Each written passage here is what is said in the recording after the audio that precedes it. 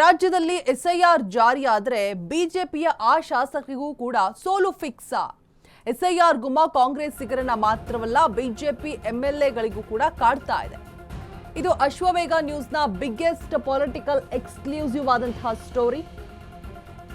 ಬಿಜೆಪಿಯ 65 ಶಾಸಕರ ಪೈಕಿ 20ಕ್ಕೂ ಹೆಚ್ಚು ಶಾಸಕರಿಗೆ ಸೋಲು ಫಿಕ್ಸ್. ಹಾಗಾದ್ರೆ ಬೆಂಗಳೂರಲ್ಲೇ ಗೆದ್ದಂತಹ 16 ಶಾಸಕರ ಪೈಕಿ 12 ಶಾಸಕರಿಗೆ ಸೋಲು ಪಕ್ಕ ಅಂತ ಹೇಳಲಾಗ್ತಾ ಇದೆ.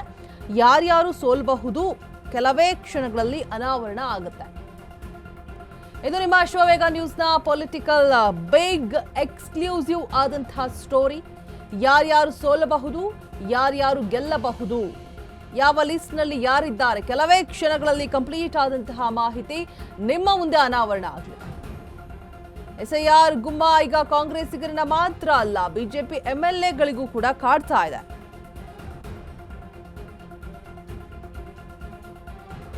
ಈಗ ಆಲ್ರೆಡಿ ಎಲ್ಲ ಪ್ರಕ್ರಿಯೆ ಕೂಡ ಆರಂಭ ಆಗಿದೆ ಅನ್ನುವಂತಹ ಮಾಹಿತಿ.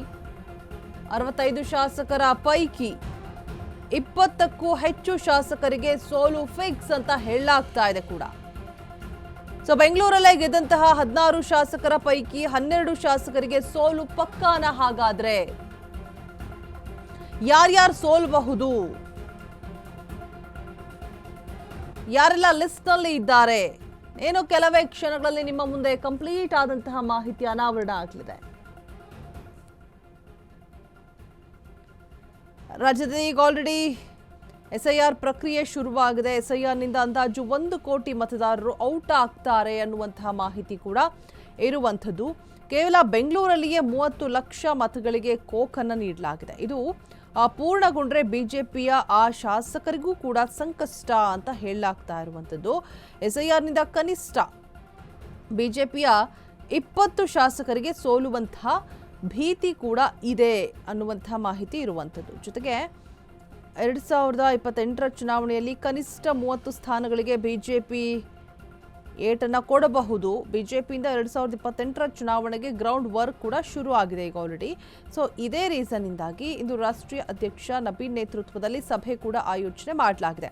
ಇನ್ನು ಬಿಹಾರ, ಬಂಗಾಳದಲ್ಲಿ ಮಾಡಿದಂತಹ ರೀತಿಯೇ ರಾಜ್ಯದಲ್ಲಿ ನಡೆಯೋದಿಲ್ಲ ಎಸ್ಐಆರ್. ಕಳ್ಳ ಮತದ ಆರೋಪ ಹೊತ್ತವರು ಕಾಂಗ್ರೆಸ್ಗಿಂತ ಬಿಜೆಪಿ ಶಾಸಕರೇ ಹೆಚ್ಚಾಗಿದ್ದಾರೆ.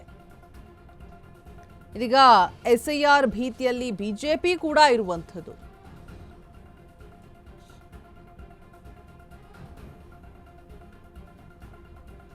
ಯಾರಿಗೆಲ್ಲ ಸೋಲು ಫಿಕ್ಸ್ ಅಂತ ಹೇಳಲಾಗ್ತಾ ಇದೆ, ಕಂಪ್ಲೀಟ್ ಆದಂತಹ ಡೀಟೇಲ್ಸ್.